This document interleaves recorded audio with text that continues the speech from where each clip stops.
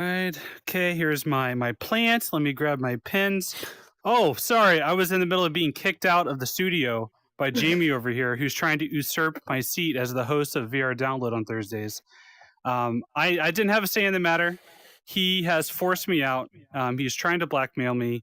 So everyone, if you're mad I'm leaving Upload, you can blame Jamie Feltham. All right, blame Jamie Feltham. I What just the want your hell, plants. Jamie? I want your plants and your mug and everything like Yeah, that. don't forget your mug, man.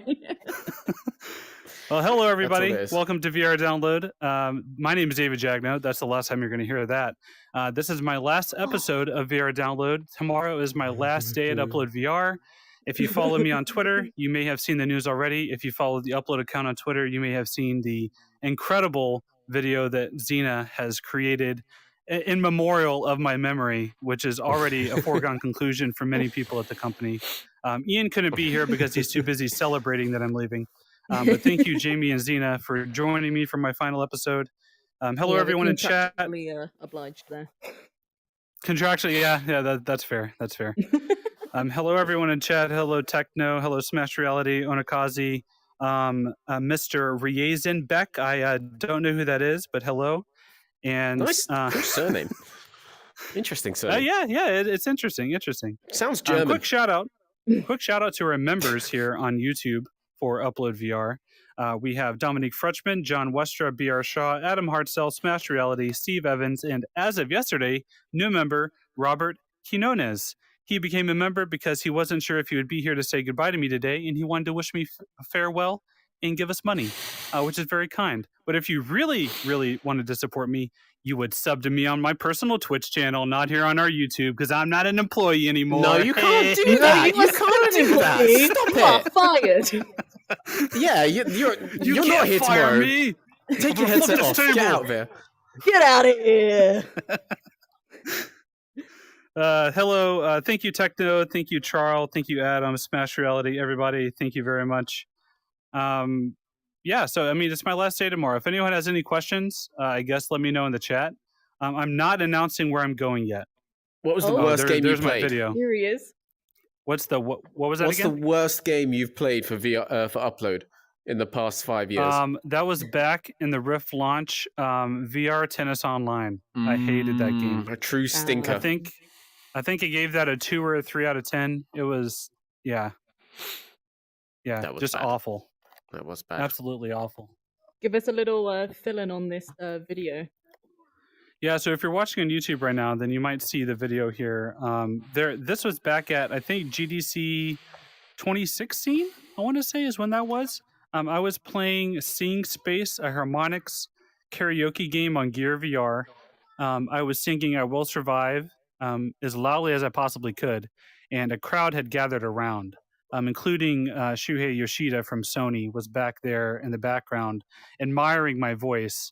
I believe he later tweeted that I had the songbird of I had the voice of an angel, is what he said. And so I mean, it was a big moment for me. I think there was a mistranslation of the voice of a drowning frog. Whoa! That was probably an official rating in the app. That game went nowhere after you did such amazing marketing for it. Yeah. Like, you should have been like That's fair. On the side of buses, at bus stops, on like Times Square. But no, that should have been VR's real takeoff moment. But I think if this can't sell VR, we're never gonna get anywhere. We might as well just all leave on Monday. We're done. We all quit, by the way. This is everyone's last day. The great exodus of Upload VR. Let's everyone go sign up for the newsletter and YouTube channel at roadtodownloadvr.com. That is our new website. You're going to get us in trouble. We don't do a newsletter. Oh dear. Where's he going with this? That's a good idea. We should steal it off him now. He doesn't work here. Okay, how many more times are you going to try and sabotage us? First of all, your own personal Twitch channel. Now that should not be named. He can't do any more freelance. You can't talk about that anymore. So I can't. You're right. I guess so everyone's speculating in chat. I haven't said where I'm going yet publicly. A few people know. Obviously everyone at Upload knows. But I'm not leaving gaming. I'm not leaving tech. I'm not leaving VR. I'm simply leaving journalism. So you will find out soon. You don't have to wait long. On Monday, I will announce where I'm going because Monday is my first day of my new job. So it's going to be exciting. So no more Android Central articles on fixing the jelly beans and the Kit Kats and the operating systems. What are you talking about? You're right. That's what they call. I forgot. Yeah. I wrote about Stadia for Android Central in case anyone was wondering. Yeah, that was a lively not anymore. job. That was a ton of fun, you guys. It was awesome. To be fair, you had a working version of Cyberpunk to talk about, which not many people can talk about that. So I did. Yeah. And yeah, obviously, we're all going to miss you massively. We're already missing you. And I think someone asked, "Are we hiring?" No, David cannot be. I've gotten 2 DMs already for people asking if I can refer them for my old job. People that I have literally never spoken to. So there's shoot your shot, you know? I mean, I can't knock the hustle. Yeah, I suppose. But we're actually just cloning me.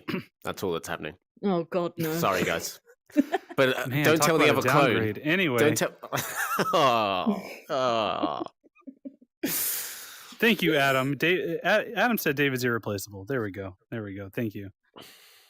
Quick other housekeeping items. This will be a running joke of the show, I'm sure. So if you want to make more jokes at my expense, feel free. Ian's here to say this is the worst. I'm here to tell you, Ian, that it's only downhill from here. So buckle up. Thanks. Other housekeeping items for the beginning of the show. Wednesdays, make sure you tune in for VR Roulette here at our YouTube channel. Jamie and Xena showcase all of the latest and weirdest and craziest App Lab games on Quest. Randomly selected. It's a hoot and a half. Let me tell you, that's what that show is. Yeah, very interesting. When you play amazing games like Bacon Roll, which is literally just an endless runner with a round pig that you just kind of guide with a thumbstick through a rotating world, and it was just like, why is this in VR? This is I thought those days were over terrible for us. Now that we've moved to App Lab, we're just doing exclusive App Lab games.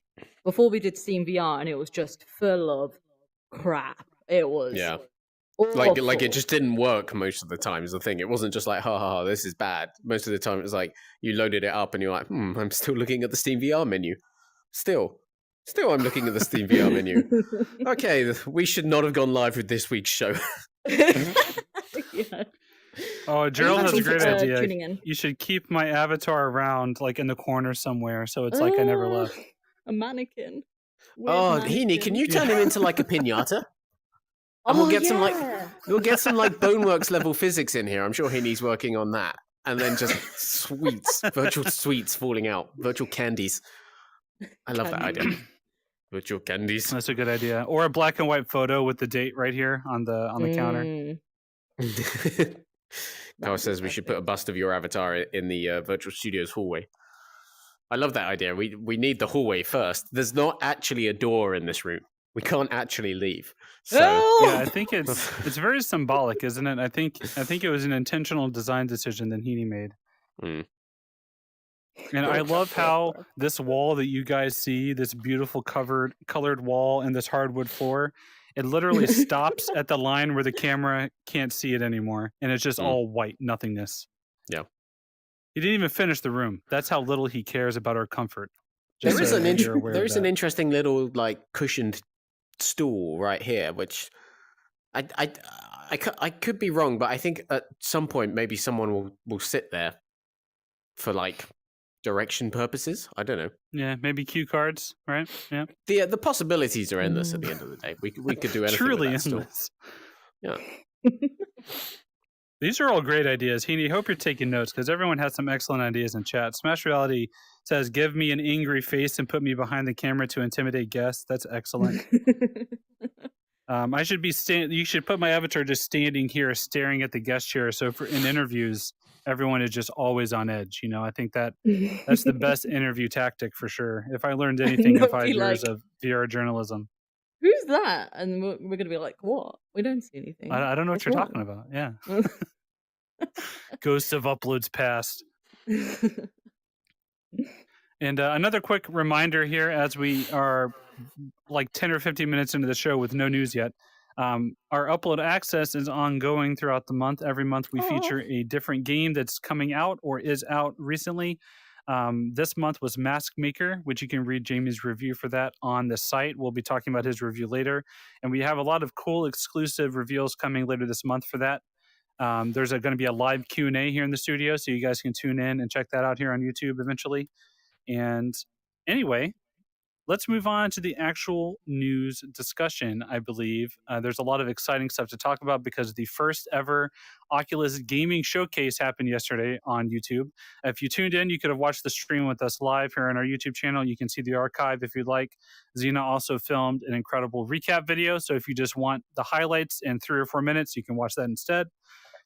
And Jamie did the less impressive job of making a recap article on the website, so you can read that instead. Oh yeah, I also wrote the majority of the stories for what happened in the event, but yeah, don't worry about that. I mean, only you got a press release and you regurgitated it. Congrats, I guess. Congrats are in order. That's my career up to this point. Somehow people keep paying me to do it. The regurgitator. You're the main guy. You're the regurgitator. No, don't say that, because Ian will start using that. I don't want that to happen. Yeah, okay. Anyway. So yeah, the highlights. There were a lot of I guess in chat, if you were to go by chat's impression, there were a lot of lowlights. I don't really think that's the case. I think it was a good show. I thought it was pretty good. We'll talk about overall impressions later. Let's kick things off with the biggest thing of the show, Resident Evil 4, right? Resident Evil 4. I think it's like one of my most anticipated VR games I've ever seen to date ever. I'm super excited for it. Yeah, I kind of agree. I am very, very, very, very excited about it. I have the slightest splinter of trepidation in me because this is weird because this game was actually announced last Thursday, and we on the Resident Evil showcase, and obviously that was like just a couple of hours after what we went live last week. So it's kind of old news for everyone, but we're only talking about it on download for the first time.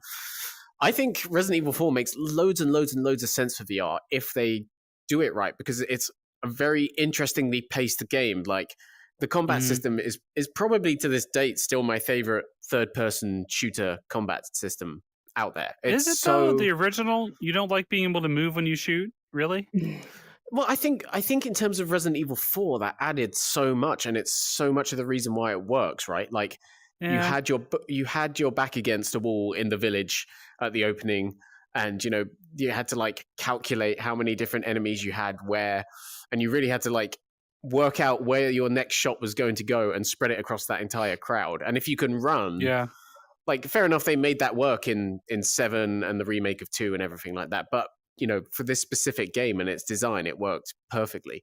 But you can now move and run, and I'm very eager to get in there and see how that's going to change things up, because some of the clips we're showing on the TV right now, you move really, really fast in some of these clips. So it's going to be a very different type of game, and I'm very, very excited to see how it works out. And they're doing a lot of really impressive stuff there.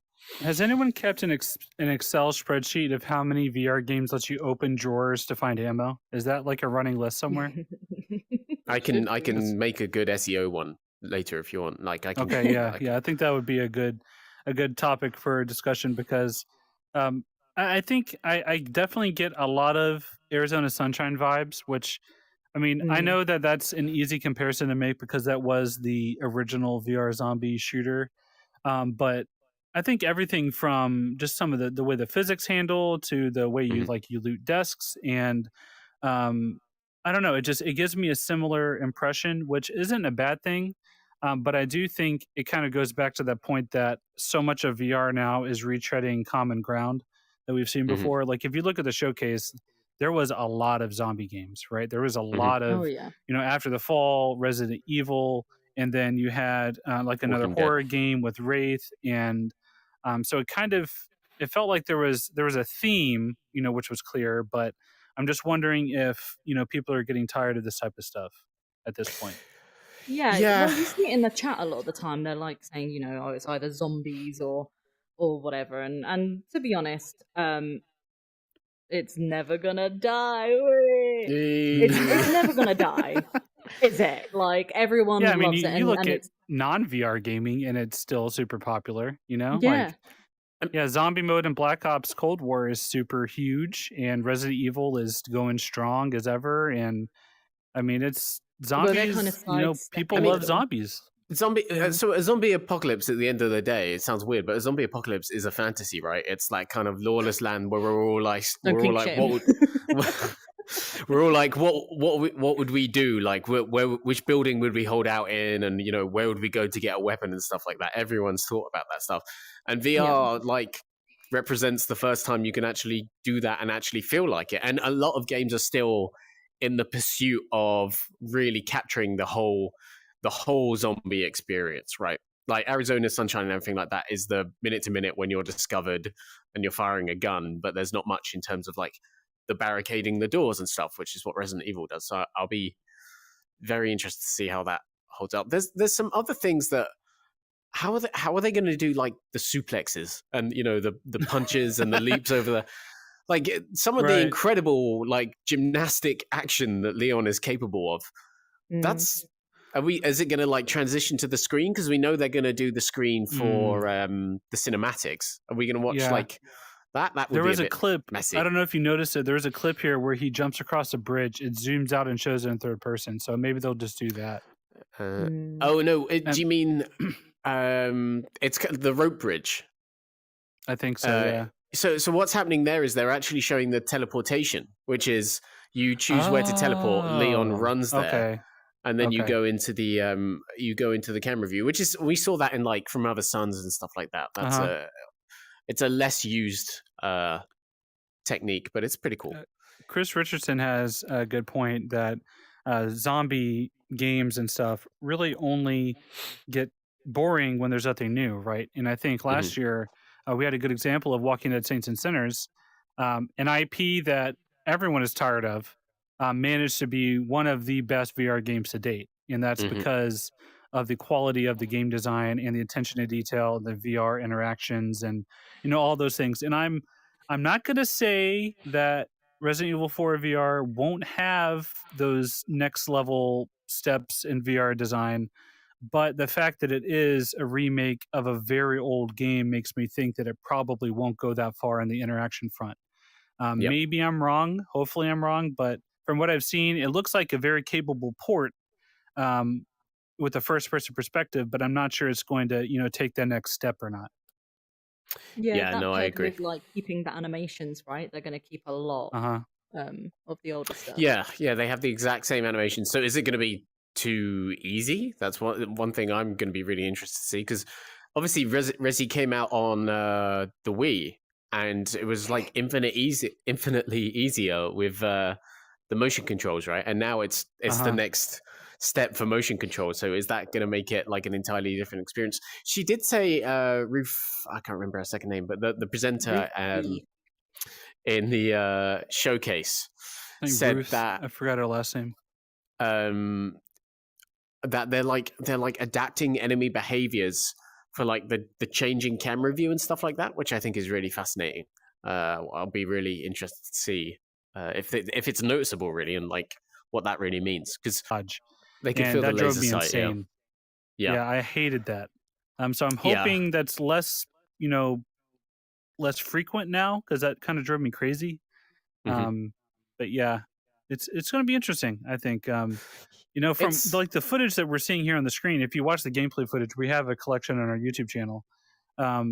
It looks like a totally different game, like it's the setting is the same. A lot of the enemies are the same, of course, but just the gameplay is just going to be so different. It's just, going from like stationary third person to VR first person is a total step in a new direction. So it's going to be interesting. It looks like one of the, they did like the light gun remakes of like a bunch of them. Like the Umbrella Chronicles or Dark Side Chronicles as well. It kind of looks a bit like one of those, just with movement. But I'm really excited. Resi 4 is definitely in the upper echelon of my favorite games of all time. And I played it on GameCube, I played it on PS2, I played it on Wii, I played it on PS3, and then probably PS3 was the last time I played it, which means that even though I played it a ridiculous number of times, it's been a while, and I can't so wait. You're like the main reason this game keeps getting remade is because you keep buying it. I keep buying it. Yeah, no, I almost did buy it for like Switch, you can blame me for Skyrim on your toaster, and you can blame Jamie for Resident Evil 4 on your smartwatch. Yep, I would play it there. That would be great. Let's crack out the Wii again. No. Yeah, that probably wouldn't be the worst version either. No one needs to do that. We can quickly go over some of the smaller announcements. You sent a list of highlights. I added more to that list of highlights. We can go over some of the quick things that don't deserve, not don't deserve, that's a bad word, that aren't going to get a full-on discussion like Resident Evil 4. For example, I Expect You to Die 2. We still don't really know a whole lot about that, but it is coming. Quest and PC, exciting time. That was a great puzzle game back whenever it first came out, so I'm excited for a new one. Skiva, thank you. I appreciate it. Warhammer's getting its co-op update, which is going to be cool. I still haven't played that game, and I remember, Jamie, I think you gave it a 3 out of 5. Yeah. I'm not like, I don't care about Warhammer, but it looks kind of fun, and I think co-op could be cool. That's what it is. It's I called it, I was rereading the review the other day. It's like fun fan spectacle. Like, it's really cool to stand side by side with, Space Marines and whatnot. I'm looking forward to trying out the Horde mode. We tried to do it today. I haven't got the update yet. Xena's got it, but the multiplayer's down right now. So we'll hopefully try it tomorrow. See what it's like. Yeah, it's definitely for fans, because I remember when Jamie was trying to review it, we were trying to work out this one sentence in the trailer, and it took us a good few weeks. Oh god. Where we just this is something that we laugh about quite a lot, because I think we heard Psychonona Calidoris, and we were like, what the hell is this term? Like, is it something like really underground in Warhammer? But it was a psycho known as Calidoris. But in the trailer, this big like he's like an emperor or something, and in Warhammer, emperors look all weird, and like everyone else, they look really weird, but they're covered in more gold and ancient and whatnot. And he's like, your sister was investigating an unreported Psychononus Calidoris. And I'm just sitting there like, what? And it got to the point where I wrote into my review, like, I'm sure if you like Warhammer, then words like this mean something to you. But that, fortunately, before the review went live, I checked with more people, and they were like, no, he's saying psycho known as Calidoris. And I was like, okay, that makes more sense. Because that's I totally believed it was a Warhammer term. Along with everything else. Anyway. I was hoping that would never get out, but thank you, Cena. Sorry. That could be your new job title. Jamie Feltham, Psychonona Calidoris at uploadvr.com. Not as bad as the time I got the author of Alice in Wonderland wrong, but we don't need to, that's fine. Whoa. What happened? I said instead of Lewis Carroll, I said T.S. Eliot, who did Narnia. When you were writing about Down the Rabbit Hole, I remember that. Yeah. I mean, in Jamie's defense, he has never used Google. They don't have that in the UK, so he wasn't able to do the quick fact check. Yeah, I mean, I didn't in my head. I didn't need to fact check. I was just right, but clearly not. We're still on Ask Jeeves. Yeah, and Jeeves didn't know. With Jeeves still there. It's the one thing Jeeves doesn't know. Some other quick hits from the gaming showcase. We have Pistol Whip, Smoke and Thunder, a new campaign similar to 2084. Personally, I'm probably not going to play this one. Like a Western theme doesn't really do it for me. Personally, I would prefer another sci-fi one. So maybe they'll do sci-fi again next. I think that'd be kind of more thematically appropriate, personally. And this is a brand new game. This is a brand new announcement during the showcase. I think it's the only new game announced. Carve Snowboarding. That looks pretty cool. Back in my day, back in the days of the PS1 and 64 era, I played a lot of Tony Hawk. I played a lot of 1080. I played SSX later on.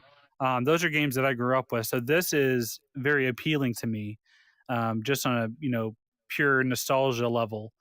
So I'm pretty interested in checking this out. What did you guys make of this one? Yeah, it could be fun. I just don't. It looks really, really stomach churning, and I don't know. I love it. If this is kind of like, if this is an Oculus game, right? Like a Oculus Studios project. I don't know if it is, but it's just like, aren't you guys meant to be the ones that are kind of like leading the charge for VR games everyone can play, not this? Isn't there room in the market for all those things? Because I think there's plenty of games that everyone can play, but I don't think there's a whole lot of games that really push you like that on Oculus headsets. Really, I think arguably, if you look at like Oculus Studios' output of late, that's kind of mainly what they focused on ever since the Marvel game, where they suddenly implemented like running and sliding and things like that, and it's like, wow, we really don't care about immersive best practices for locomotion and comfort anymore. But I mean, how would you suggest you do a snowboarding game that's not what? I'd suggest you wait until VR's better, and you can you don't do it. Yeah, basically. But anyway, this is going to get me in trouble again. Also, just don't make Doom and don't make snowboarding games. Basically, or I'll slap your wrist. I remember back when I interviewed Tim Sweeney. I think it was GDC 2016. He told me the very first thing that he tried to make in VR was Unreal Tournament VR. Yep. And it made him instantly sick. And that's why Epic, hasn't really made a proper VR game, really, other than Robo Recall. But I mean, even that's kind of an arcade experiment. Well, that was teleport only. Exactly. Yeah. Yeah. So it's kind of interesting. Yeah. Yeah. I'm excited for Carve. I think it looks fun. Everyone ignore Jamie. This is my show for at least another hour. I'm excited for Carve. I think it looks awesome. If you look at the thumbnail, whose face is bigger? Okay, that's all I gotta say. That's all I gotta say. Yeah, can't argue with that. Absolute screen licker. That is the David conspiracy where the other David makes the other David's face larger in the thumbnail. So thank you, David Heaney, for the support. I appreciate it. Us David's got to stick together. Clearly. Well, you're some of the other games. What was that? I'm sorry. Backstabber. Heaney, can you put a knife in my back? Can you just like? Oh, that would be good. Yes, Skiva Grapple Tournament is very similar to Unreal Tournament. Grapple Tournament's cool. It has a free play weekend coming up. I think is what I read on a website somewhere. So good stuff there. Did you? I scheduled that post to go out like 7 minutes ago. How did you do that while you were in the podcast? We may never know. Wow. Oh my God. It's those impressive superpowers that you guys are going to be missing out on whenever I leave. Not knowing what's happening in the real world when we're in here. Some of the other games that we had talked about during the showcase. This is one that I'm very excited for. But it once again is another zombie-esque game. This is After the Fall. Whenever we first played this game at E3, what was it, 2019? I think is when I played it. It was the E3 where we had our first showcase. So that was E3 2019. I think. Or was it 2018? I can't remember now. I think it was 2019. 19 was the last active year. I think it must have been 18. 5 years is too many years to figure out what happened in them. Yeah, I think it was 2019. Anyway, I played a brief snippet of the game, but that was, coming up on 2 years ago. And, so the game has obviously changed a lot since then. It looks a lot more polished now. It looks a lot creepier. I think they've really doubled down on the horror element of it. Previously, when I played it, it was more of a kind of looter, almost like a Borderlands-esque game, which is kind of like gross-looking enemies. But now it looks more like Left 4 Dead meets looter, which I think is a more interesting angle to take with a game like this. So I'm excited for it. It looks like there's a lot of weapon variety. I'm hoping that it still is like a looter shooter style game, but that it that has a lot of replayability, so you have incentive to replay content and go with the co-op elements and everything like that. That's something I've wanted in VR for a long time. Gunheart was the closest we really got to that, and we haven't seen another like Borderlands style looter shooter in VR really. So I'm excited for After the Fall. I'm hoping they can pull it off because obviously Arizona Sunshine was great from Vertigo back when it came out, but this looks like the next evolution of that. So are you guys excited for After the Fall? I think it's starting to look too scary for me. Too scary? I think, yeah, that's a good point. But I also think there's that thing about like horror games, and I think that will probably transfer into VR, is that when you play them with a friend in multiplayer, you kind of lose some of the scares, right? I mean, I've played the same thing David's played, and I guess actually I was a little like, oh no, things are going to run at me, but I think I got through it, and for me that is quite spectacular. What I would say is, back when this was first revealed in 2019, it did feel like there was a lot of this kind of stuff coming out, and so while it looked cool and it looked more polished, I thought there's a lot of zombie shooting going on right now. Having said that, right now, ever since it's been this looks like the biggest VR game, the most polished VR game, and like the most content in a VR game that's all new, all original than we've seen for quite a while, I think, right? Like, pretty much everything that's come out on Quest so far this year has been in the like, the playability of maybe 1 to maybe like 6 or 7 hours. Graphics wise, we haven't really seen anything push the boat out since Alex. And crossplay wise, something that comes to all 3 headsets and has crossplay between all of them, we haven't really seen that in a long time as well. So wait, so is After the Fall coming to PSVR as well? Yeah, it's coming to all 3 of them with crossplay, which I think is really, really impressive. And it'll be all 3 at launch?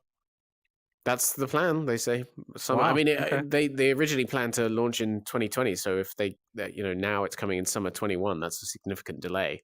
And they were silent for most of 2020, so we assumed that something was going on along the lines of maybe a Quest port.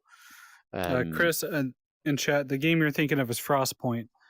Yeah, he's bringing up a point about frozen tundra settings in games, kind of seeming to be popular all of a sudden. We do need to keep saying the word Frostpoint, otherwise it will get to the point where the existence of that game will just be completely lost to time, and none of us will be able to remember the name. So thank you for reminding us that it was called Frostpoint. We'll do it again next week. Frostgrave. That's a morbid way of looking at the game, Chris, but I guess it's appropriate. After the Fall. You remember. After the Fall, I'm excited about. I'm hoping the Quest version can visually, be pretty solid. I think Walking Dead Saints and Sinners looks nice on Quest. If it can be that similar level of quality, then I'll probably play on Quest rather than trying to play on PC or trying to virtual desktop / air link it to Quest or something like that. I would like to just play natively. It's so much more convenient and easier. So hopefully the game can look nice. I'm sure all this footage is PC footage, probably. Oh yeah, there's no way this is Quest. Always, yeah. So I would love to see what it looks like running on an actual Quest or a Quest 2. Did they announce Quest and Quest 2? Did they confirm that? It's not Quest 2 exclusive, right? They just said Quest, so that automatically confirms Quest 1, right? Got it. Yeah, probably. Hopefully, I assume so. It'd be pretty shady if not. Yeah. The only thing when it comes to the cross-platform multiplayer is like, are they going to be able to keep the enemy count that high on Quest? Because towards the end of this trailer, there's this loads last on scene screen. here, right there. Yeah. There's no way they're doing that on Quest. So that's got to be at least 40 enemies on screen. That's crazy. Something like that, right? Like we'll see how that one works out. But it's very ambitious, and I'm glad it's coming to Quest, because I think even though people were down on everything last night, I think After the Fall is the exact kind of game a lot of people are actually asking for. So we'll see. Yeah, I think from a marketing perspective, what After the Fall really needs is it needs like a detailed explainer style trailer where a dev tells you what the game is. Because if you just look at the footage, it kind of just looks like another Arizona Sunshine. But having, seen the game over the years and having talked to Vertigo, we know that it's more of a co-op looter shooter with replayability and bosses and missions, and like it's a game designed to be played for a long time. It's not just a campaign and done type of game, which the trailer doesn't communicate that. So I'm hoping they can really kind of dig into the marketing a little bit more and kind of get the message out there of what kind of game it is. Yeah, for sure. I mean, back at I think it was the first E3 VR showcase that we did, or the first Upload VR showcase. We got the developers to talk about it, right? Yeah, it was the first game of the first ever showcase. Yeah, and the guy went into it pretty deep, I think. Are you trying to do something here? After the fall, no. Cena's a very big fan of the way the game was explained in the first showcase. Basically, watch the guy. He's the best guy that we've ever had on the showcase. He really sold the game. It was very intense. After the fall is a post-apocalyptic. He really got into it. I loved it. Person. Yeah. First of all, I want to give you a shout out for having my favorite GIF of all time as your avatar, the Robert Redford smiling grizzly man. Amazing. Second of all, to answer your question, Left 4 Dead seems like a good comparison. However, it's also kind of a looter shooter, kind of like Borderlands. So if you combine Borderlands and Left 4 Dead, in my mind, that's what After the Fall is going for. Obviously, it remains to be seen if that's really what it is. But that's kind of from what I've heard and what I've played and what I've seen, that's what the impression I'm getting. Chris, yeah, I think that's absolutely a gameplay trailer. Just based on the way the footage is shot, it seems like it's actual gameplay. I don't think that's pre-rendered at all. And also, Chris, you can see. Yeah. We've both played the game, and I would say it looked pretty damn good when we played it 2 years ago, and that was 2 years ago. So I didn't have any problem believing that. We also saw there were some GIFs earlier in the month that looked that good, and we've seen gameplay from it 2 years ago. There's a PSVR trailer out there as well, so you can go back and cross-reference. Grump Nugget, thank you. Excellent comment. Maybe it will come out in winter after the fall.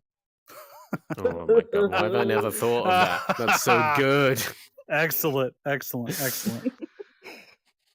We have a couple more games to talk about. Arguably the other two big games other than Resident Evil 4. Lone Echo 2. It does exist still. Lone Echo 2 has not disappeared. It is a real game still that is being developed by Ready at Dawn. Now a Facebook studio. And it looks really impressive. I played Lone Echo 2 at that same E3, I think it was, in 2019. I played a little brief demo of it, and the original Lone Echo, I think, is still one of the best, single-player campaigns you can play in VR. It's incredible. And the second one seems to really be just upping the, everything. It's bigger, it's bolder, there's more, it's more action, it's more everything.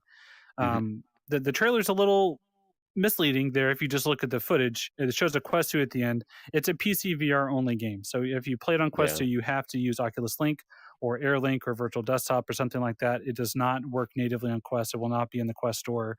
It is a PC VR only game. It's coming out this summer. And for you, Jamie, I know the original Lone Echo, you reviewed that one and you adored it, right? That's one of your favorite VR games. Yeah, for sure. That's I mean, every critic has and reviewer, sorry, I like the word critic, but some people like reviewer, has a game that or two that they look back on it and think, oh man, I wish I'd kind of scored that a bit higher. And Lone Echo, definitely for me, I wish I'd scored it a bit higher because it's one that stayed with me for so long now. This has taken so long, and I wish they'd made a bigger deal out of it at this showcase because it's been away for so long. I wish we'd seen a bigger trailer, a bigger, more ambitious trailer, and I wish we had a release date. I feel like it was the time to do both of those things. And we just kind of they kind of left the window open for it to slip back into fall again or winter again, really. They didn't do much to say, okay, we've got all the problems sorted out. We are now, laser focused on this date. They really, really should have done that, in my opinion. But summer's a wide window. Could probably mean, I would imagine that means late August, early September. Person has a good question here. Do we think Lone Echo 2 has been in continuous development all these years. I think Ready at Dawn is probably not that big of a studio, and I think Echo Arena, and then Echo Combat, and then Echo Arena on Quest, all of those things probably took a lot of resources and time, especially now that Echo Arena has a battle pass and it continues to be featured in the VR Master League and esports scenes. I wouldn't be surprised if a pretty big chunk of Ready at Dawn is dedicated to just ongoing, Echo Arena development at this point. I'm not sure how much money they make on that battle pass, but it's probably quite a lot. Just considering how popular the game is, it's probably a good recurring revenue source for Facebook. So I think a lot of the team probably works on that. And I'm curious to know, how many people have been working on Lone Echo 2. I'm curious to know if they tried to get it on Quest and couldn't. I think that would be an interesting, story to find out about, because that's what I assumed. The game took so long to find out anything new. It's been years, and now we find out a release window after years of silence. So it makes you wonder, like, what have they been doing? Like with Population 1, that game disappeared for 2 years. Then it came back, looked better than ever. It was launching on Quest and PC VR, same day crossplay. It had all these exciting things that told you what they were doing. But now with Lone Echo 2, it's kind of like, oh yeah, we're still working on it. It'll be out in like 3-4 months, sorry. So it's just like, I don't know. And the same thing obviously just happened for After the Fall, that like it went away for a year and it came out on Quest. So I did assume that's what was happening. It's funny because the two games that kind of went away for a long time and we thought, oh, maybe they're coming to Quest too, and didn't work out that way, are this and Medal of Honor, right? Like the two Oculus Studio ones. And they said with Medal of Honor that, they were quite upfront about it and said, we will try to get it running on Quest, but there's been no news on that. And you have to assume if it went away for a year, they must have tried. Like, at the end of the day, they're releasing this in August on a headset they stopped selling a couple of weeks ago. I don't know in August, sorry, in summer. So it just like, how much marketing are they going to put behind it and stuff like that? It's crazy. It's a really, really, really weird situation. It's like it's almost like if Sony now released almost like a PS3 exclusive or something. Almost. I know there's a bigger gap between them, but yeah, we'll see. I'm looking forward to it, and I hope we get to see both of them on Quest at some point. Maybe once this is out the door, maybe they could double down and just do like a Lone Echo Ultimate package or something like that. Yeah.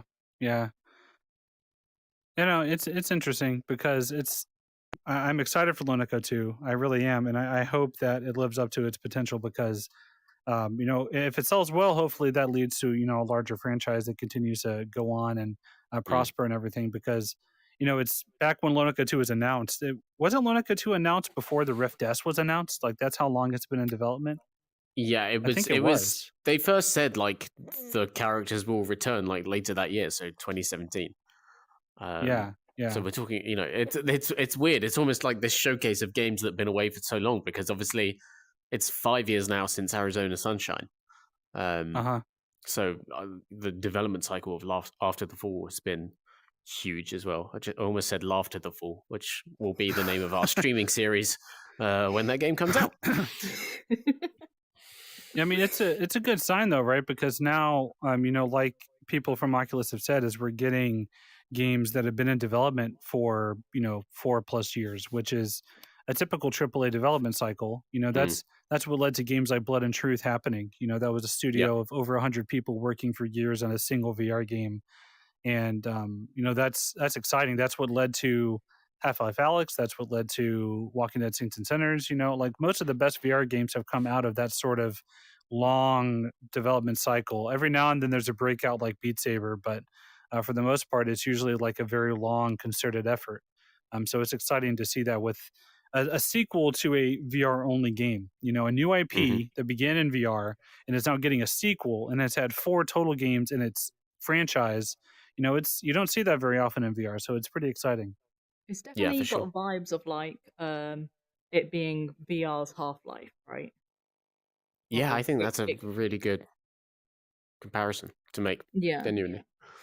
Yeah, because like as time goes by and like as people just keep getting more and more excited, it seems to become almost like even more premium, if you know what I mean. Like, but I mean, but to that point as well, it's a huge AAA experience that completely understands great VR design. Like, it's not working around it. Like, you know, even to some extent, Half-Life Alyx is working around VR design. Lone Echo was an entire universe created on the idea of molded by it. How can we make this as immersive as possible? So actually, I think that's a really good way to think of it. Actually, I was trying to think of a Bane quote, but that movie was so forgettable. I can't think of any lines. How dare you? I don't hate that movie, but I know what you mean. But I wouldn't call it forgettable. Batman. Yeah, I can't think. What else does Bane say? Well, what does he say other than the molded by it line? Look at my mask. He does the back-breaking bit where he's like, "Oh, your body," or the bit on the plane where he's like, "Yes, fire rises." Can we watch that tonight? I love that movie. Okay. Yes. I'm sure. What does he say at the stadium, the football game? It's something about. Oh, that's a lovely voice. When the kid's singing, he goes, "That's a lovely voice." That's my favorite bit. What a great movie. I mean, if you just cut together all those little bits, it just seems like a very lovely movie. It does, doesn't it? He seems just very wise, like a wise old man. Anyway. Okay, well that was an unexpected tangent. But to bring it all back, it's a character that wears a face mask at all times. You know, he was ahead of the curve. You know, Bane was had foresight into what was coming, and he's an impressive person. Yep. Yeah, Heaney. Yes. Adam Hartzell, get a Bane meme up on the big board, please, up on Stevie the TV. By the time you do, it will no longer be relevant, but that's fine. I think the final game, that we haven't talked. Well, actually, there are 3 more games. I forgot to put some on the list. Mr. C-3PO just reminded me. Star Wars Tales from Galaxy's Edge Part 2 is coming. Yeah. I gave Part 1 a 3 out of 5. You know, don't hate me. I enjoyed it. It's not bad.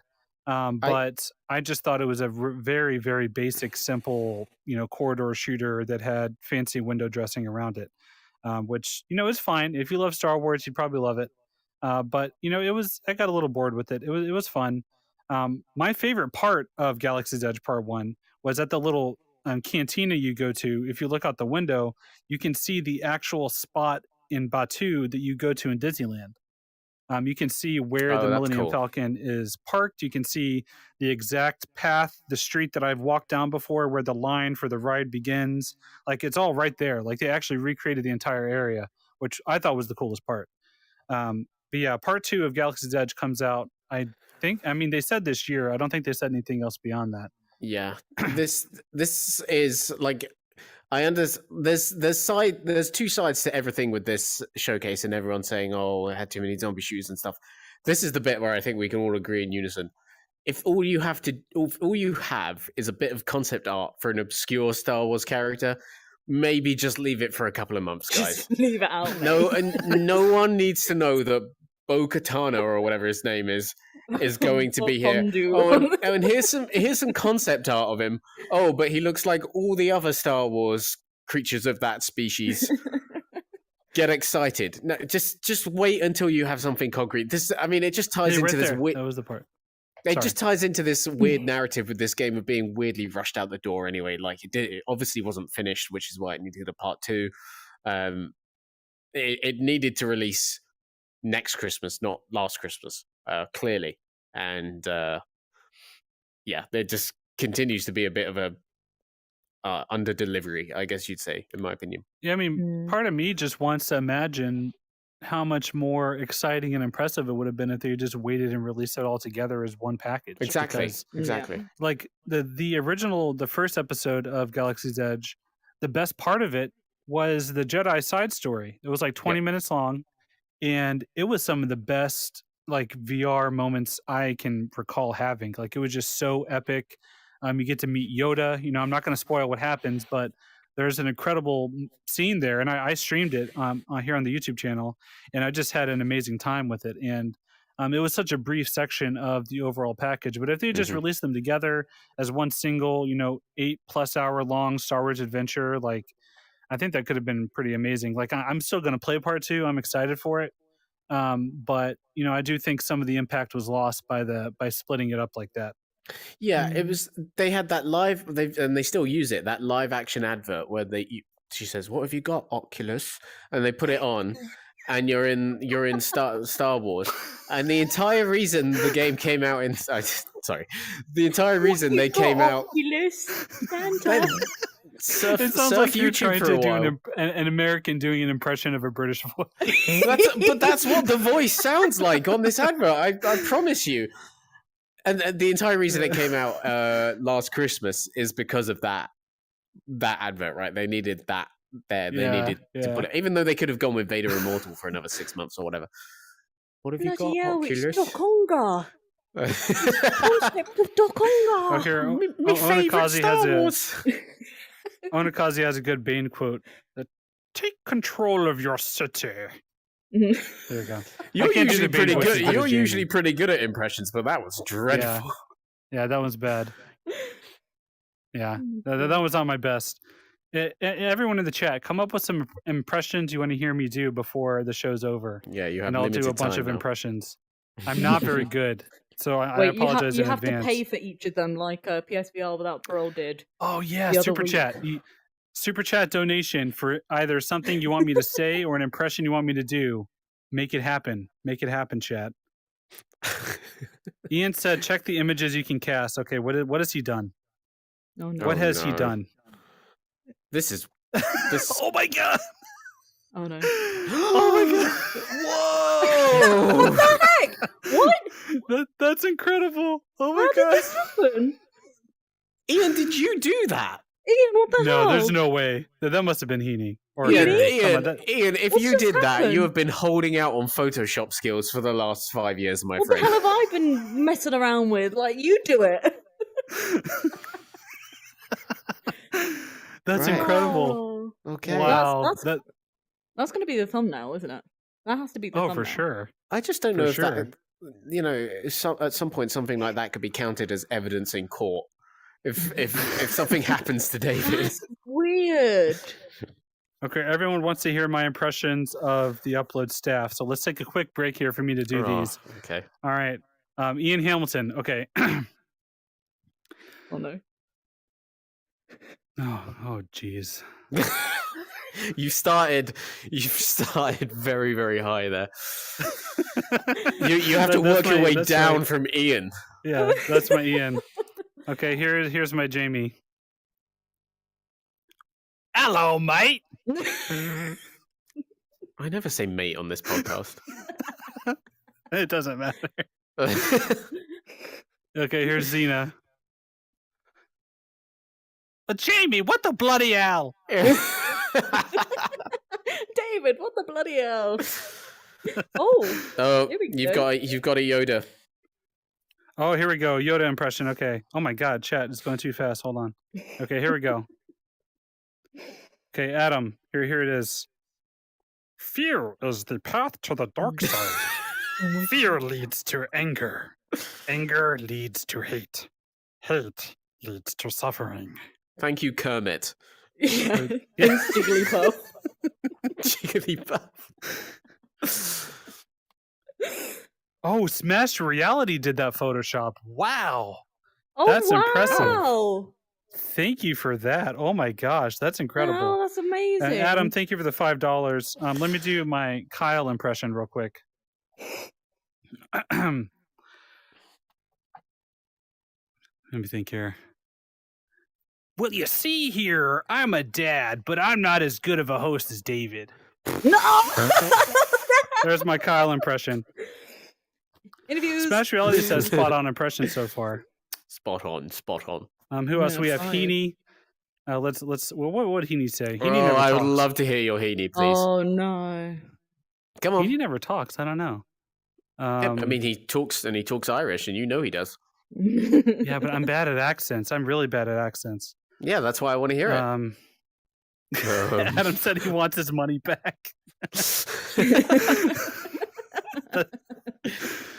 Well, I can't do an Irish accent. I don't know. 44 No. Sorry. No, she's just gone straight for it. Did it. Go to the pub and have a pint. Oh, yeah, you really who don't else do we have? understand. We have Tatiana. Got to get Tatiana. No, oh my God, Ian, no! That was actually pretty That is good. classic. Sorry, Tatiana, if you're listening, but that was pretty good. There we go. What about Harry? There's the upload staff impressions. I don't think. Oh, Harry. I'm not going to say shrimp on the Barbie because he told me that's not something they do. Yeah, so he told me that's not a real thing. He loves Arctic monkeys. I'm gonna go down to Macca's and have myself some delicious grub. What the hell was that? That was on the morrow. Awful. I don't think Australia invented Macca's. What the hell? That's what they say. They call it Macca's, McDonald's. Do they? Yes. I mean, we call it Macca's, don't we? Mackie D's. Mackie D's, that's what we call it. Anyway. Do a Mark Zuckerberg impression. I don't even I'm gonna have some smoked meats.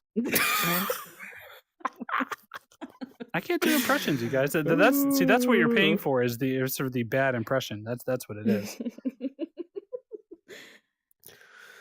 One other Star Wars game. Let's change subject real quick. Star Wars Pinball is coming. I think that game is going to be good. I'm excited for it, but I think it was not in the correct point of the showcase. I think it was in a point of the showcase where people are expecting a big game announcement of some kind, and it kind of killed the mood a little bit. I think people were expecting something more exciting. The game looks fun. You know, I'll play it. It looks exciting. I did a preview of it. There's a cool collectible room where you can collect trophies and statues and stuff. That room right there. It's great for fans, but I think it should have been like very early on in the showcase. There wasn't even anything new. I think we've seen all these tables and trailers before. Yeah, it was meant to be like behind the scenes. Yeah. Hey, Skiva gave me a tip for the impressions. Thank you for that. I appreciate it. Gave us a tip. You're not taking that anywhere. That That's $5 is not yours. Get out. You gave my former employers a tip. Yeah. I'm gonna take that and buy an Oculus Rift. What was that? That was Charlie Bucket if he was into VR. I don't know. I'm not really sure where I was VR bug. I haven't announced yet. You can find out on Monday. I'll announce where I went. I'm keeping it a secret for now. Mysterious. The final game that we are to discuss from the showcase is Walking Dead Aftershocks. This looks like it is going to be a story-based DLC, which is exciting. Some new missions and quests and stuff. I was surprised that it's going to be free. I was surprised by that. Yeah, well, it's a weird one because it feels like they had this, big robust plan for doing probably like 2 or 3 like post-launch free updates, right? It's just they probably got very much held up with staggering releases over the course of the year. So obviously launched on PC in January and then came to PSVR in May, and then wasn't until October that they launched the Quest version. And then the Meat Grinder update was in the middle of all of that, right? So I feel like they probably had to put the brakes on doing the this update until they had the Quest version out the door. But now it's here. It looks cool, man. New missions. I think that's really, really exciting. I think people are very much ready for more of this because there hasn't really been much as good as this ever since it released, right? Like this is still this and Alex are still like top of the pile in my opinion of the games from the last 2 years.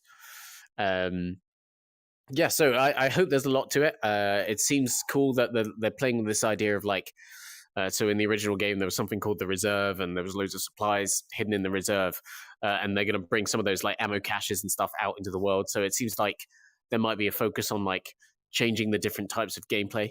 Maybe you got more ammo than you would have had in the single player campaign and stuff like that. That would be really interesting to play with, right? I'm looking forward to it.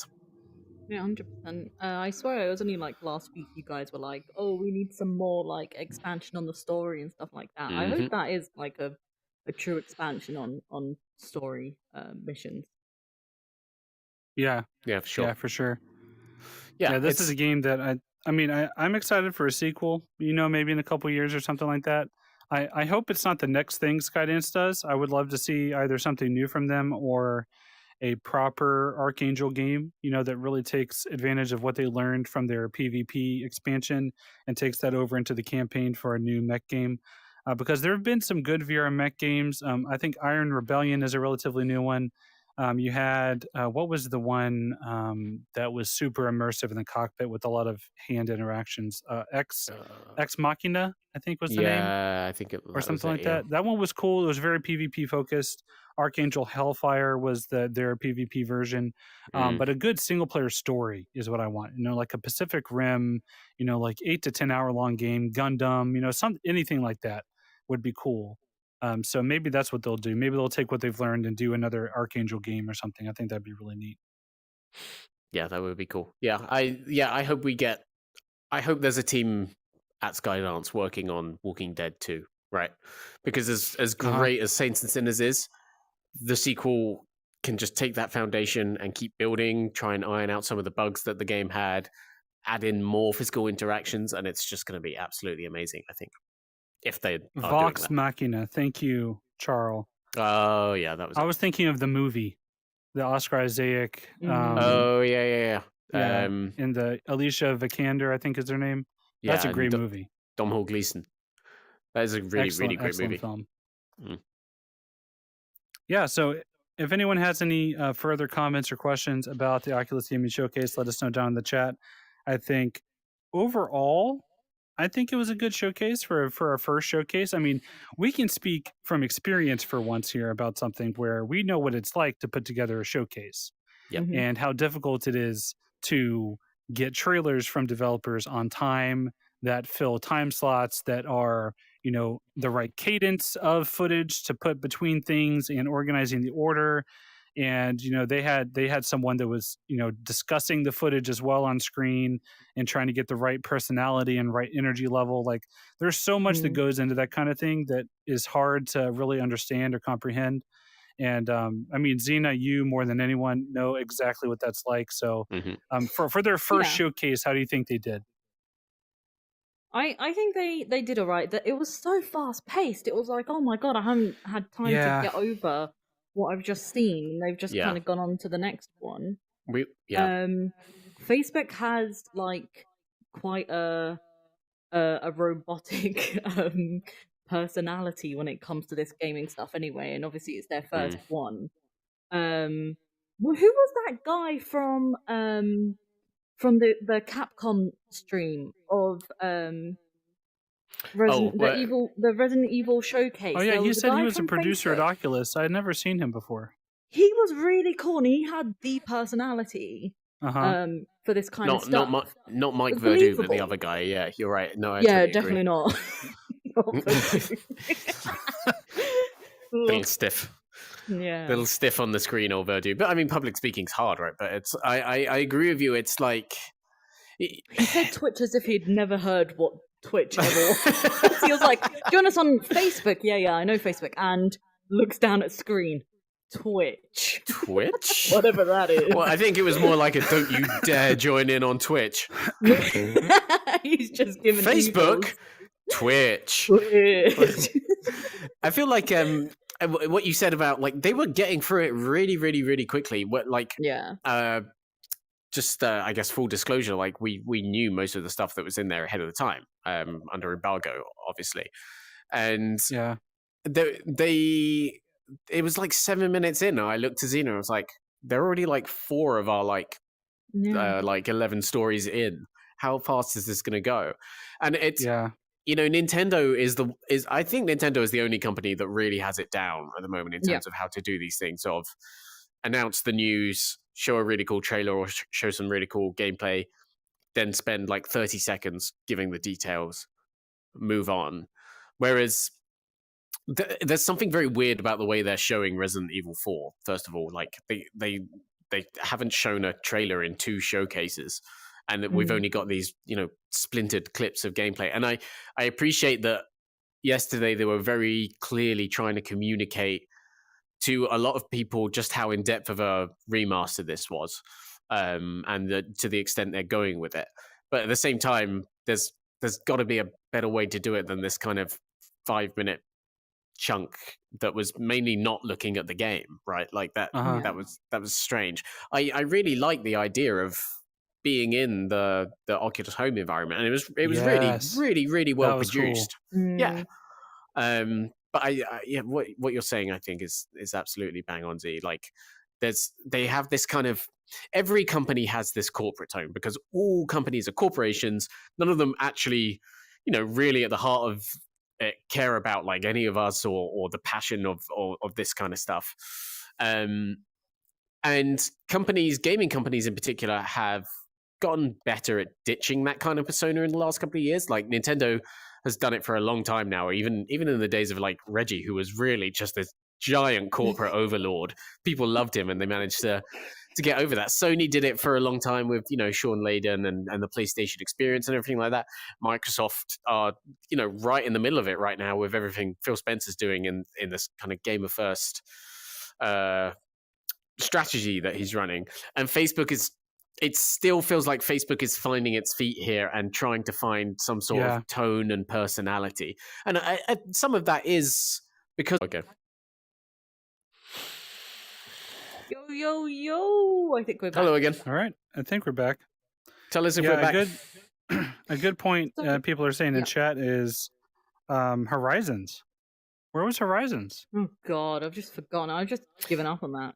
Well, it's really interesting they called it the Oculus Gaming Showcase. I still think this is a really good time to also include like a 30-second trailer for whatever your next VR movie is, right? Like, not Battlescar because it's out, but like imagine if they said, oh, and by the way, next week there's a really cool movie coming out.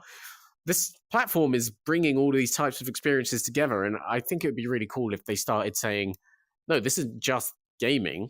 We're also going to have like a fitness thing in here, and we're also going to have this and this in here, and gave you a better view of the overall landscape. I think that would be such a cool move to highlight how diverse and strong the ecosystem is on Quest.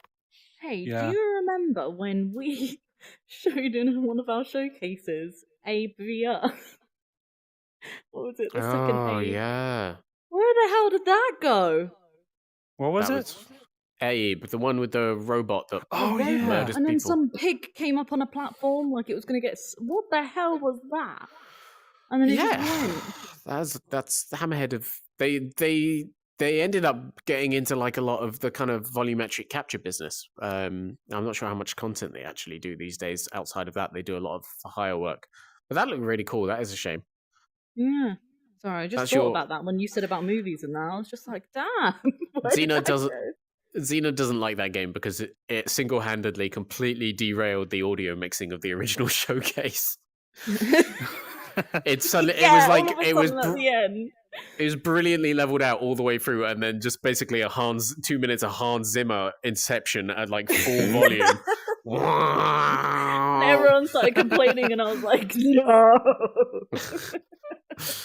So we learned to, Xena learned to audio level a bit more thoroughly the next time round. Yeah. Oof. That was what, like 3 years ago? Those things. 2 years ago. Here's a question, right? Memories. Here's a question. Do you think someone could top that showcase in June, maybe? Yes. Oh, you think they could? You think they could? Someone. I'll just look at the camera and wink. Wait, do laugh, because then that's the closest that you're going to get. Is that a Twitch or a link? I'm winking. Someone's going to do it. Anyway. Someone's going to showcase. You know? Who could it be? Watch this space. Yeah. Good times. Exciting. Oculus Gaming Showcase, first ever. It happened. It came. It occurred. It was a thing people watched. And now it's over. So now we can stop talking about it. Next up is our review discussion of a recently released VR game. Before I let Jamie take it away, I will say that we also have a review of Wraith the Oblivion Afterlife is live at uploadvr.com. We're not going to be discussing that game because neither of us reviewed it. That was a freelancer, Henry Stockdale, wrote an excellent review, gave it a 4 out of 5. He liked it a lot. So definitely check out his review at uploadvr.com for more. But Jamie over here, he reviewed Maskmaker, and I believe he has a few things to say. Yeah, so Maskmaker is the new game from Inner Space VR, who previously did the Firebird series in the early days of consumer VR, and then they did Fisherman's Tale 2 years ago, which I'm sure you know is a game I'm very, very, very fond of. It's a very, very different game to Fisherman's Tale. This time around, you kind of stumble across a Maskmaker's workshop. You find kind of like the hidden passage. You go back, find his kind of like working area. Have the power to make masks, and when you put them on, they teleport you into other worlds. You kind of use this mechanic to go back and forth between the real world and these fantasy places, make new masks, gather resources, solve some puzzles, and kind of learn a bit about the story behind that workshop, the people that used to work there. And there's some characters along the way, kind of filling you in with the backstory. It's a really, really, really gorgeous game. I gave it 3 out of 5 in my review. And two of my favorite things about it, first of all, are these 6 different biomes that you explore are absolutely gorgeous. So like there's like a snowy kind of Himalayan mountaintop area, like some really gorgeous beaches, like this really lush forest where you walk along the treetops, and some other really, really cool environments that, you know, having played so much stuff on Quest recently, and Maskmaker is only out on PC and PSVR, it was lovely to sit and just take in these really nice, richly detailed environments that you can't really get on Quest again for a while, like going up to the mountainside and like it's just kind of almost paint-like flecks of snow on the sides of the rocks and whatnot. And that's really, really lovely to see. And it's one of my favorite things in a while to just put a headset on it and just be in. And it's definitely a work of art from a developer that knows how to do works of art, essentially. I also really, really love the actual process of mask making. So what you do is you get like resources from the world, you kind of like chisel away at masks, you paint in the different areas, and it doesn't get really complex until like later in the game. Skiva just mentioned Majora's Mask, and you actually start making stuff that's kind of not quite as intricate, but almost there in terms of like the design of Majora's Mask from the Zelda game. And that is a very fun, immersive thing. You sit there, like you can put the mask on like a little stand and then get some paintbrushes and kind of like fill in the different areas, put on the different resources. And that all feels like really rich and wholesome and authentic. The problem with it for me was, as a puzzle game, especially compared to a Fisherman's Tale, but then even compared to stuff we've talked about recently, like Floor Plan 2, it's just far more routine in terms of what it's doing with the mechanics. So there's stuff like pulling levers to like lower bridges to make a path for like a goat to navigate, or finding cogs and putting them in to make sure a bridge is operating at all times. And it's fine. They're fun. They never really hit that really frustrating roadblock because they're pretty easy. But it's all very familiar, not challenging, and ultimately kind of forgettable design in that respect, which is a bit of a shame because obviously Fisherman's Tale was such an incredible, out of this world, haven't seen anything like it in VR before experience. And this, they clearly hooked onto the idea of like using masks to go between different worlds, and they do it very well. The loading on PC at least is very, very quick and it's very seamless. But then once you've got past that mechanic, there's still a game to play, and that's the bit that doesn't really, really hold up very well. There are good puzzles, and the best puzzles kind of tie into the game's story a bit more. There's one I really like, which is you're in this swamp and you make an antidote for like these kind of spores that are growing, and you have to kind of take them out with this antidote. And actually, if you like explore some extra sections in the swamp, you'll find a piece of paper that ties back into the story that gives, I don't want to spoil it, but gives your weight, gives your actions a lot more weight. And it's kind of a very clever, heavy hitting moment in the game. But nevertheless, you know, if you're into kind of light, breezy puzzling experiences, if you want to get immersed in very rich locations, then I think it's for you. It's not as good as Fisherman's Tale, but I still think it's a really pleasant, really lovely, good time. Cool. That sounds awesome. Yeah, I think the mechanic of putting something on your face feels very immersive and natural in VR. So I think it's a clever way of communicating the travel between worlds and stuff like that. It's pretty intuitive, and I think virtual reality was one that really kind of showed me how cool and clever that could be. So it's neat to see another game take advantage of it. Yeah, for sure. And go for it.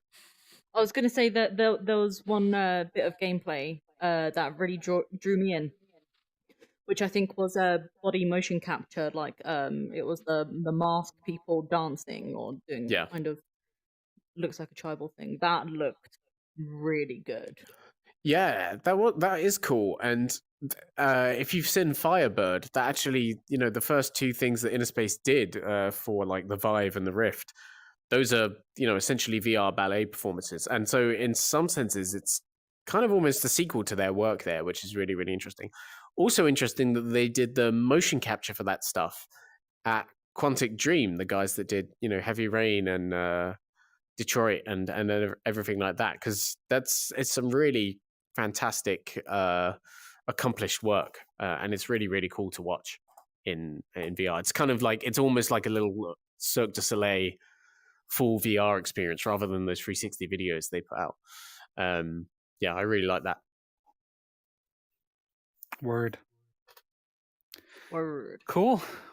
Well, if does anyone in chat have any other final comments? Has anyone played Maskmaker? Have any impressions to share, or what you think of Wraith the Oblivion Afterlife? I think it launched today, if I'm not mistaken.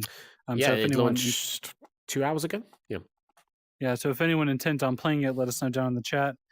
If anyone would like to share their favorite memories of me as senior editor here at uploadvr.com, aka the main guy, aka the host of the VR Download Gaming Show, aka everyone's favorite person at Upload, let me know down in the comments if you'd like to share any anecdotes or have any other requests for impressions or strange sounds or phrases you want to hear me say. It's been a pleasure bringing the wonderful tones of my voice to your ear holes. Hope you've enjoyed listening and watching. You do have a wonderful voice. I won't say many nice things about you right now, but I will say, no, I'm kidding. David, I'm going to miss you immensely, man. Working with you, it's my 5 years at Upload this week, and I haven't mentioned it because obviously bigger things are happening, but working with you has been a real joy. You've been a complete, absolute anchor for me a lot of the time. You also like video games as opposed to pretty much everyone else and stuff. So that's always nice to have. And it's been amazing because like we've always been able to talk about what we love and what we hate about different VR games. Me and you mentioned it the other day in an interview that you did, that there are David games and there are Jamie games, and working between us, I think we feel the whole kind of like space of VR really, really well. Yeah. And it's gonna be hard to replace that. I'm gonna have to learn how to play multiplayer games. You're leaving and I'm gonna have to learn how to play multiplayer games. Whoa, Big Show with the $20 super chat donation. Thank you. Oh, Big Show, thank you. That's incredibly kind. Thank you everyone for the kind words and chat. I appreciate it. Fabster, I haven't announced where I'm going. I'm leaving journalism, but I'm not leaving VR or gaming or tech. I'll announce on Monday on my Twitter if you'd like to know where I'm going. You can follow me at David_Jagno. I'm going to plug myself right there on Twitter is where you can find me. Yeah, thank you everybody for all the support, all the love over the years. I think Daniel, the king is dead. Long live Queen Xena. I like why that. Don't I get? Why don't I? This is my path to the throne. Damn it! No, man, I'm gonna be. I think I'm gonna be presenting. Xena's gonna be hosting. Is the plan from now on? You gotta get the whole spiel down. You gotta get like the who to thanks down. The who's in the chats down. I quit. Yeah, I'll definitely get that down. I'm looking forward to taking over David's spot, but it's gonna be hard. That's what I'm gonna. There's some big britches to fill. Yeah, big glasses to fill. Oh. Big ones. Ian Hamilton in chat. Bye. Yep. Thank you. Passive aggressive. My favorite tweet about the whole matter was Jamie's tweet, where he quote tweeted my thread announcing my departure and said, "Interesting thread on betrayal and the nature of it." I was quite proud of that. I It thought was that was really, hilarious. really good. I laughed about that for at least 5 minutes straight. I was very happy. I patted myself on the back quite a lot that night. Also, everyone, go check out the Upload VR Twitter account, because Xena put together a wonderful tribute video that doubles as a eulogy. So it's very effective at doing double duty in that regard. Quite effective. Bertaroo, what's up, dude? Might have to redo it and add in the weird deer head. Yeah. Use that as the final image. You've got Albert Millis coming in to say goodbye to you. That is Bertie. That is amazing. What the heck? Where you been, bro? What the heck? Gerald, all the gang's here. Yeah, what's up, everybody? So let's do another who's gonna hour. walk me out? Because you can't make me leave the studio. So who's walking me out of the building right now? Eenie, cut it. Cut it now. I'm now the boss. Again, no door. Smash Reality said by Daniel or whatever your name is. Oh, Justin Wassilenko. What's up? One of the co-founders of Orange Bridge Studios. One of my favorite ever articles I wrote for Upload VR was about the founding of his studio and the creation of In Space VR, where him and his brother made Google Cardboard headsets out of pizza boxes whenever they were deving their first VR game. That was one of my favorite articles I ever got to write. So definitely check that out. Come on, guys. We're almost making him cry. Hit comments. Come on. Get us the good stuff. Did my video actually make you cry? I teared up a little. It wasn't sobbing, but I did tear up. I did. That's cute. Yeah. Good. I wasn't sobbing. We need to get Shuhei in here. I didn't tear up as much as Yoshida right here does from pure just happiness. Yeah. All right. Well, I guess this is my final sign off, everyone. Thank you for all the support and love over the years. Most importantly, thank you for clicking on my articles. That is the main reason I was able to stay employed for 5 years here. So on Monday, I will be announcing where I'm going next. Some of you know already. Some of you have guessed. I'm staying in gaming and in VR and tech, all those things. I just won't be in journalism anymore. So goodbye, everybody. Daniel said he wanted tears. I tried to pretend to cry, but it didn't really work very much. Ross, the face and voice of Upload VR. See, there you go. That's where the main guy comments come from, is people like that. So thank you. He does one podcast a week. We do 2 streams. How dare you, Ross? How dare you? But it's all about the confidence. You got to exude main guy energy. It's a state of mind. How can I when you steal all mine? Yeah, I mean, it is what it is. Maybe it's the glasses. Maybe we all need to wear glasses.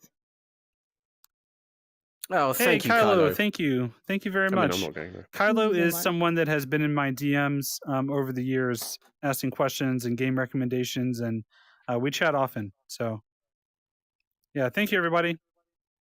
Thank you, Adam, for the dabbing of my name there. Very, very much appreciated. Yeah, thank you, everyone. This is usually where I say I will see you again in the future, but I will not. But you will see everyone else here in the future. So make sure you tune in to Upload VR. Thank you, everybody.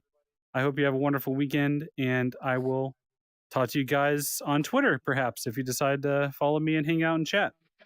Thank you very much, and make sure you continue checking out uploadvr.com. Bye, guys. Oh, goodbye. Goodbye, David.